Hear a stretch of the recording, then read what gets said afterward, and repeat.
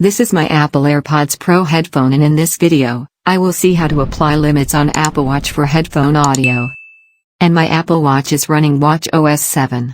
Let's check how to set up reduce a loud sound for all time. First, we have to connect a headphone to the Apple Watch from Bluetooth settings. Press digital crown button and move to Apple Watch home screen. Now tap on settings and tap on Bluetooth. Here's AirPods. Tap on it to connect with Apple Watch. Now my AirPods Pro is paired with Apple Watch. Once you connected AirPods with Apple Watch, move back to Apple Watch Settings app.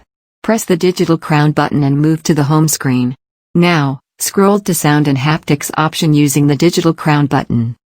Next, scroll to Reduce Loud Sound option, and enable Reduce Loud Sound toggle. Once you enabled it, you will see headphone audio volume limit slider. We can fix it from 75 decibels to 100 decibels. Control the level and test with the Music app. Again, move back to Apple Watch home screen and find the Music app on your Apple Watch. Here I am playing my favorite party song. Now I can listen to music on headphones.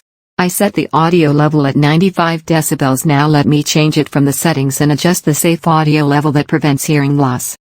The setting is really crazy for me and excited to use all time. But you don't need them. You can turn off by disable the toggle of reducing loud sound from the Apple Watch settings. When you disable the toggle any settings for reduce loud sound to default, that means you can listen at a high audio level. The next part of this video is headphone accommodation. This is not a part of this feature, but useful for Apple's Watch users.